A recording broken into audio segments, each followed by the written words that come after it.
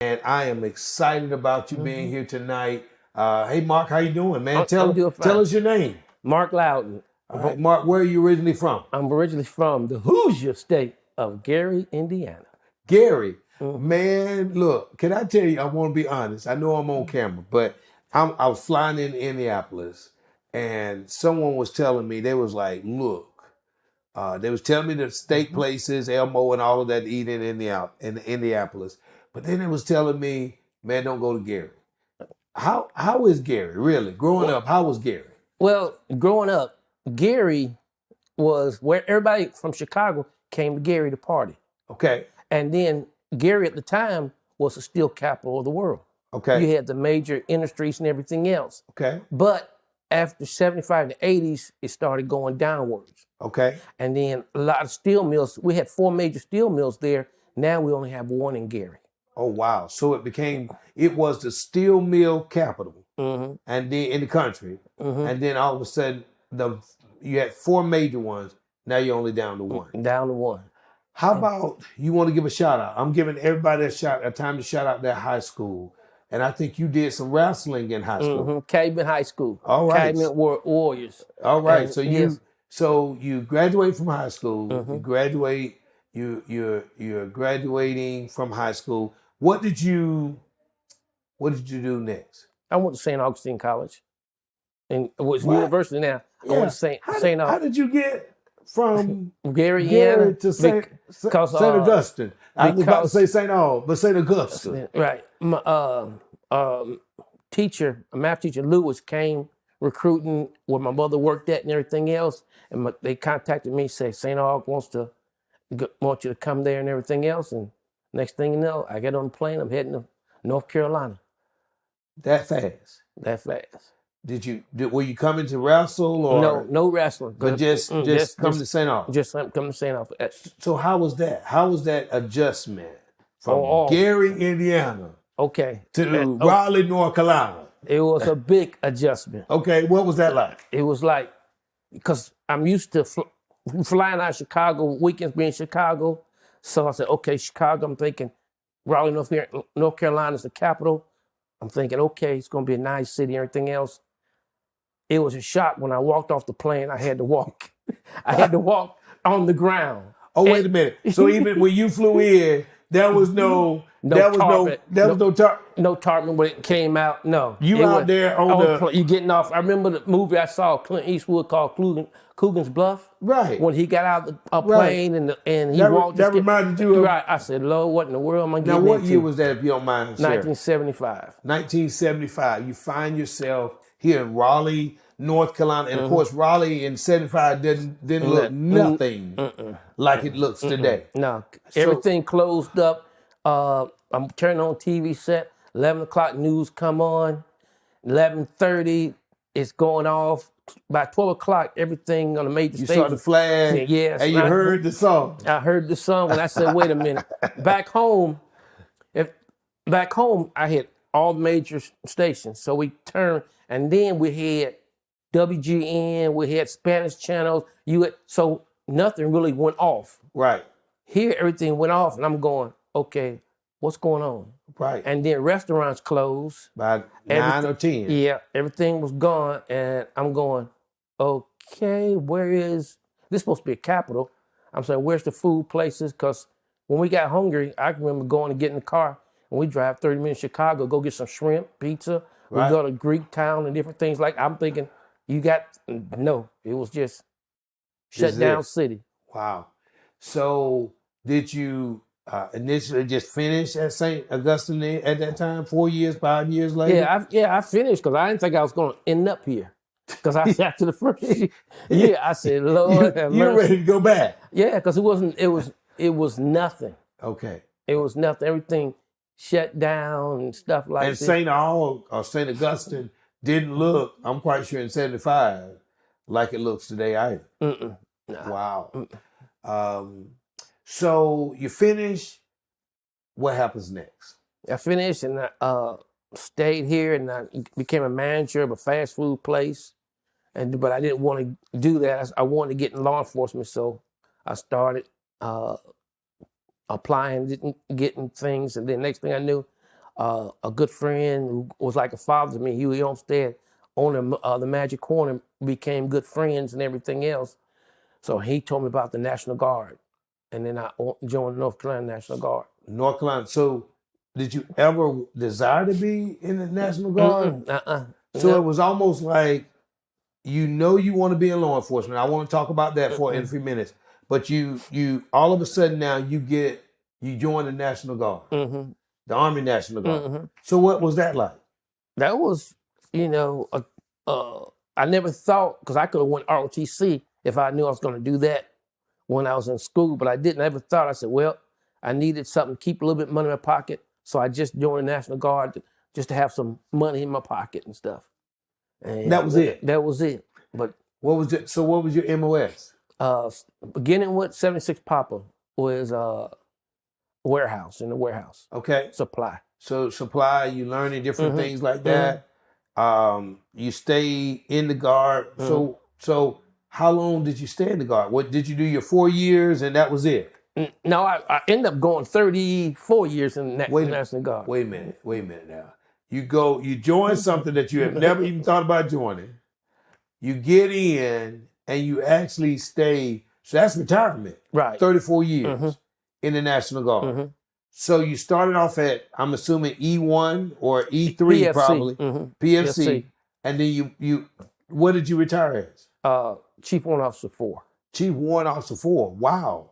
So what was that experience like? How was the National Guard? That means then for 34 years, the average person is only in for 20. Yeah, or less. Or less. Why? Well, see, about 10 years I was in, and then something hit me. I said, you know something?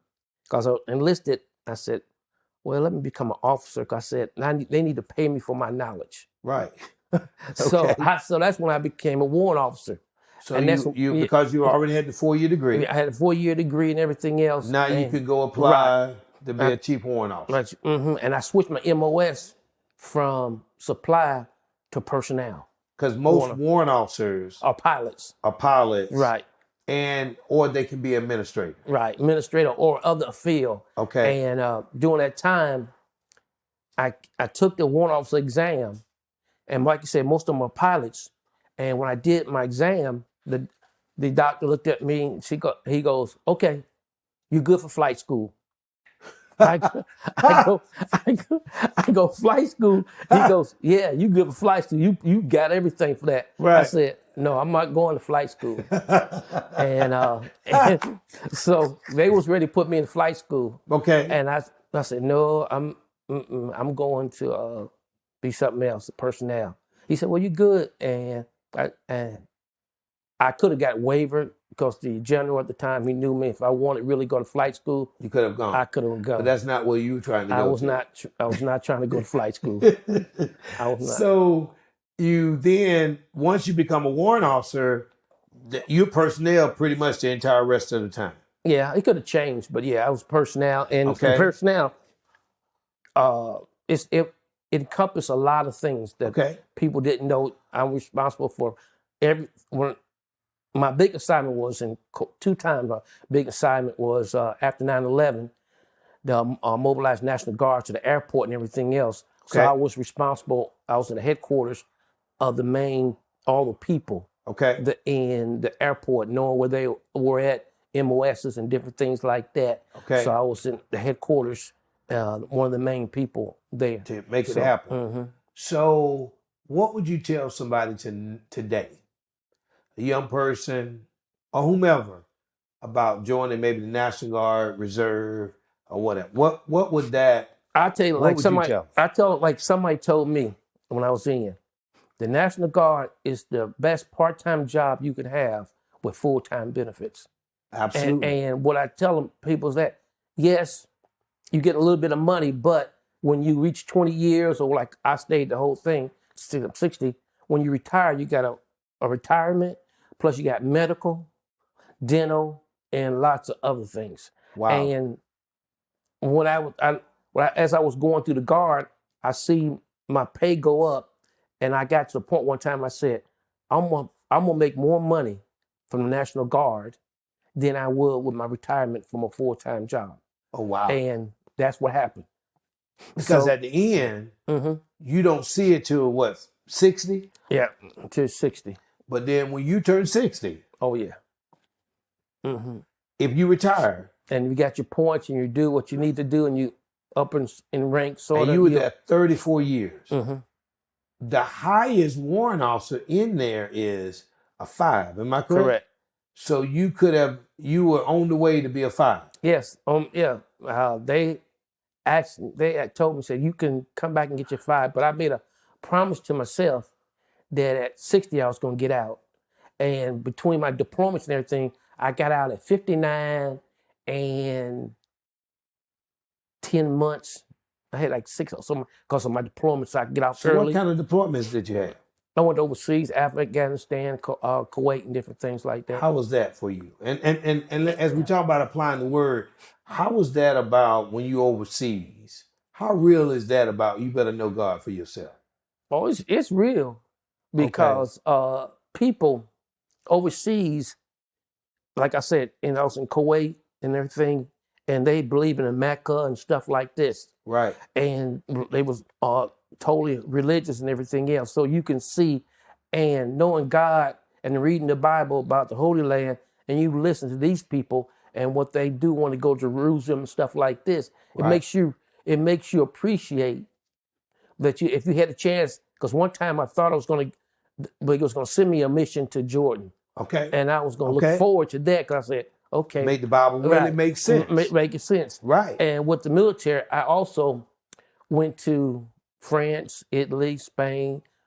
I've been to Africa, and so other countries. So you see things, and it brings the Bible to you because you read about things, but now you go into the land that the Bible was written about. It wasn't written about the United States. So you get a chance to see it real. Right. Mm-hmm. You see it real. Wow. So are you saddened about your journey in the National Guard? Nah. I mean, I see a glow about that. Nah, you wouldn't change anything. Nah, I wouldn't change it. I recommend, like, your sons and daughters, I recommend them to do certain things. Yeah, absolutely. Because you and the McLaurens have really poured into our kids and said, hey, it's okay to go. And as a result, both of them, Jeffrey's in the National Guard and Jordan is, she's now reserve stationed at Fort Meade. Yeah, in military PD. And I tell people, it's education-wise, you can, if you do it right, they'll pay for education. My master's degree is through them. My daughter, sons, most of them got their military, got through me, through my benefits and everything else. So it paid, not only did it pay in dividends of salary, it took care of education, not only for you, but for your kids also. So now you started out talking about law enforcement. Did you ever reach your dream of law enforcement? Yeah. I started off at NC State. As what? As a patrol officer. Oh, wow. So you had to go to police academy. Where did you go? Sellenberg. So you went to Sellenberg. You're one of the last of those. Well, in the 70s, a lot of the people, I didn't go was it 70s or 80s? In the 80s, I went. Okay. So Sellenberg was known as part of doing the BLET. You had to stay there then. Right. Stay. And Sunday through Friday. Right. Wow. Yeah. And it was, it was like. Were you already hired with NC State? So they hired you and sent you to Sellenberg. What was BLET like, police academy? It's like a little mini boot camp. Okay. And you learn what you need to know about basic law enforcement, firearms, law, search and arrest, driving. Okay. It's everything that you need. And then you come out and you go to patrol the campus of NC State. So you are a campus police officer. How was that? What was that like? It was good. It's a different type of culture because it's a business. Right. It's a city of its own. Right. And so you learn different things and you learn things you can do and you can't do. It's like anything else. And after about 4 years, I went from there to sheriff department. So you went from there to Wake County Sheriff Department. Wow. So what was that like? It was good. It was good. It was a change. Okay. Because you go from one environment and you go in another environment, which is more activity and dealing Where in the school structure, you're dealing with educated people and stuff like this, and kids Okay. who don't grow up yet, so they Okay. can still do gangs in here. Sheriff department, real life, people shooting, different things like Going this. out, being out in the county, doing Be able to whatever. get right. They get drunk, they driving cars. Kids get drunk, they on campus drunk. They're Right. not driving cars. Right. So You you're know? still dealing with a clientele, but it's different. Right. Wow. Different How scary was it? Do you have any cases out there that really Oh, caused yes. you to go, wow? When I was on patrol, me and my partner, we answered a domestic call. We knock on the door, and the guy comes with a shotgun, pointing right at like this. Oh, wow. Yeah. What was that like? Hey, it was like, uh-oh. And we hurried back to our cars and took cover. Right. You know, we looked back at that. Yeah, the guy could have shot and Absolutely. everything, but yeah, we lived- took cover. We you called lived it. from that. We lived from that. We called in, and because he barricaded Mid perimeter, that type thing. He barricaded his wife in. Then he took his wife, get a gun pointing in their vehicle, and he was in a van, and he smashed his garage door coming out, and we shot tires out and everything. It was on the news and Wow. everything. But Now, did everything he got arrested and everything else. wow. So what would you tell people about law enforcement? It's nothing like the movies. It's nothing like the movies. Because I can only imagine, Mark. I open the door and somebody's carrying a shotgun and holds it right here. See, in the movies, If you don't know God, right? Because in the movies, people say, you know, you got time to, I'm looking at the gun and it's not like this and all. No, because you got to think, okay, you got your partner and everything else. I still hit somebody in there. wow. And my gun's right here. So we don't come unhosted. Already, this point in time, I'm doing my knock and everything else. And I Right. see that and I'm going, okay, I got to back and you out of line. don't even know what you're getting into. Right. You really just think that at the end of the day, I'm just here to answer this call.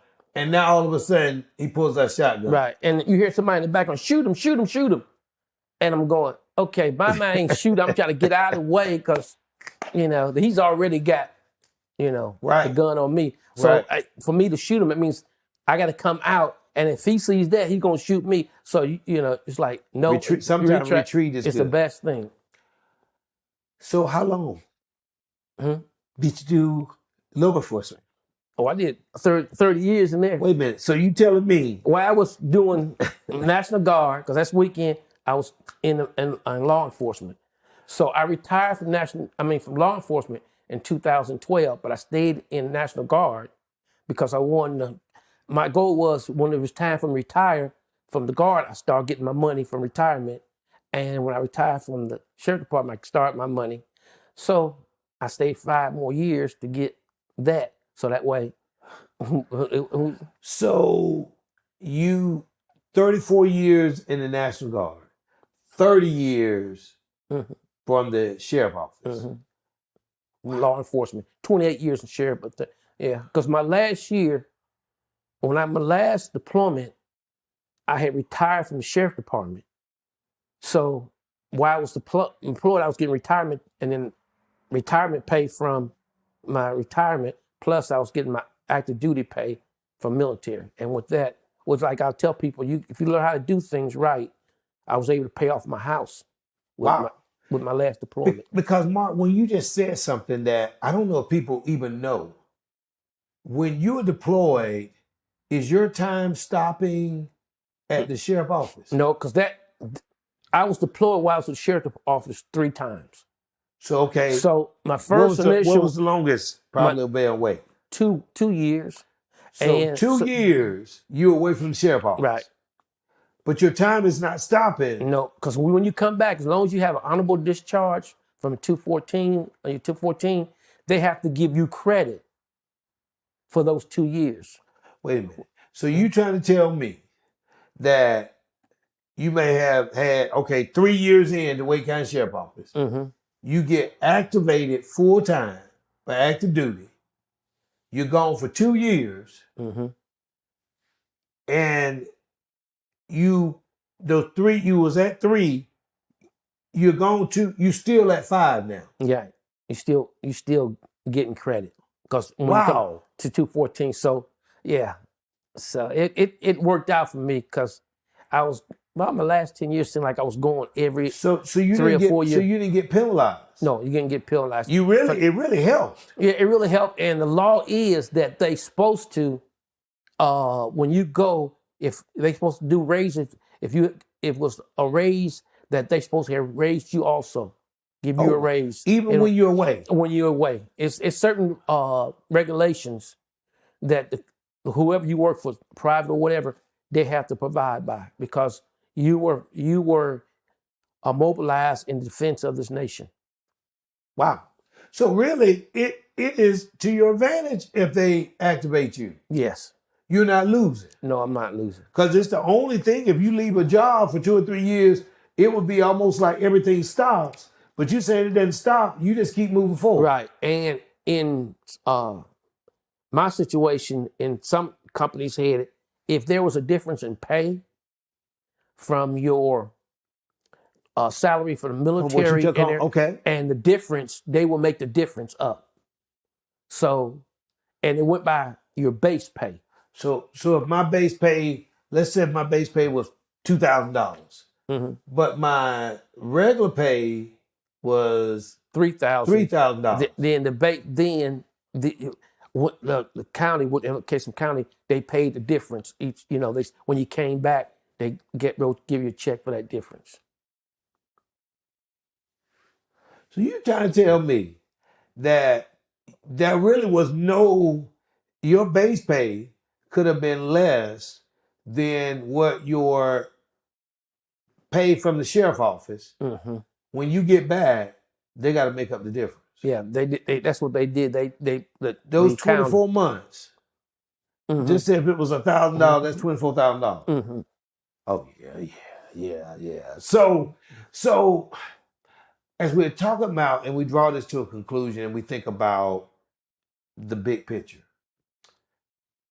You retired from the National Guard as a Chief Warrant Officer 4. You retired from Wake County Sheriff Office, 28, which is the equivalent of 30 years. Would you change anything? Nah. Let's talk about that. Why wouldn't you change anything? Because it turned out to be a blessing for me. Okay. Because like I told people when I retired, how I retired from the National Guard, from the Sheriff Department is my unit got activated. I knew I was close to retirement time, and I went to personnel, and they said, Louden, you can retire today. I said, huh? They said you can retire today. They told me I could retire today. What did that do for you then? I said, wait a minute. I said, you sure? Because we was getting ready to get deployed, right. And I knew next year sometime, they go, no, with all your time and stuff like this, right? You got it. I thought I had to wait, right, till you got back. Or while I was gone, and that was a blessing. I said, that's the way the Lord worked. Because that hit me. I said, okay, Lord, you made this happen, right? Because it's like because you can't beat that. No, I can't beat that. And before you leave. Yeah, before I'm leaving, I'm already retired. Right. And what he blessed me is I left in October because of all my sick time and everything else. It showed on the books that I was working to January. Oh, Lord. And January of that 2012 is when I officially retired, but I really retired in 2011 in that October. But that you got to use up. You got to get all your sick time. Right, sick time and all this other time I had and other stuff. So and so Mark, God been good to you. Mm-hmm. What would you say? What would you say to someone about trusting God? Trusting Him. You may not see it when it's happening, and you be wondering. A lot of times I say, Lord, okay, if this is the way you want it, I'll take it. Because a lot of times, God is just like your father and everything else. You bug Him enough, He gonna give it to you the way you want it, for you to learn that you need to wait on me. Right. Because if you wait on me, I'm gonna show you why you waited. Absolutely. And stuff like this. And the way I did everything, I'm blessed enough that I can say, that people who make money, who are majors and captains and sheriff in them in that range of money. Right. With one job, Lord blessed me with 2 jobs to do. And retire. Retired From both of them. From both of them. And the thing you alluded to it, but actually, when you retire, you're not retiring like somebody who, like with the National Guard, you're not retiring from like with someone who is just did reserve. Right. You get like the same retirement pay almost as somebody, a Chief Warrant Officer 4, who would have been there at the same time. Am I correct? Yeah, and it's my pay. Yeah, it's my pay from because of my diplomas and other stuff I did is equal to some full-time 20-year veterans at certain rank and stuff like that. Oh wow! And, you can't beat that. So what are you doing with yourself now? What I mean, what I mean, you don't have 34 years in the military, 28 years in law enforcement. You're retired from both of those. What does that look like? Well, I'm investing. Okay. I'm investing for my children. Everything is somebody told me it. Which I am. I'm investing for them because if I do what I want with my condos and stuff, I'll be here a short time, and I can appreciate it. But it's for them, something for them to carry on and give them something and take it to a whole nother level. So now, tell me, at Juniper, we haven't even talked about it. You're retired. You could be at the house sitting down doing absolutely nothing. What are you doing here at the church? I mean, what are some of the things you're doing at the church? Well, I help with the food stuff. And that's a lot. Yeah, that's a lot. I saw that look. That's a lot. That's more than I know you worked in warehouse and all. I guess he was getting you ready because that's 4 or 5 times at minimum a month. Why do you serve? Why are you helping out with that with those? Because people need it. Right. People need it. So it's because people need it, and we have opportunity to give to people and help somebody. And help people. What else? What are some of the other things you're doing around the church? Well, I help with the security and stuff like that. So you can't get out of that law enforcement military, and we always need that. Some of the other things. What else are you doing? 'Cause I see you here all the time. Well, I donate my time, and then I learned one thing. Lord has blessed me, so I try to do some blessing to children, families, because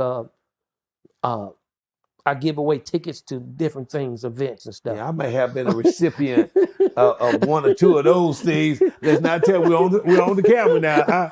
I might have been at a game or 2 that I might not have been able to be. And you just give it away. Yeah, because I look at it, it's a blessing, and I want to help people, tell children and adults, and say, hey, I have noticed that you have been doing things at the church, and you don't argue, you don't do this. Here's a gift for you. To let some you know. Of that gift might be at a Carolina, NC State, Duke game and stuff. Yeah. So I mean, and you just give it away. No string attached. No string attached. And you don't want anything. No. What, in conclusion, what would you say to people about living a good life? Because it sounds like you can honestly say today you lived a good life. Yeah, it pays off to living a good life, and it doesn't take much because you be a millionaire, right? But you can't spend all those million, right? And like people say, when you die, I never seen a hearse bury people with money, right? And in olden days, when they did with the kings and everything else, they buried with the money. Right. But less than 10 years later, somebody's digging that grave up, getting that money. So let me give away. Let me make impact.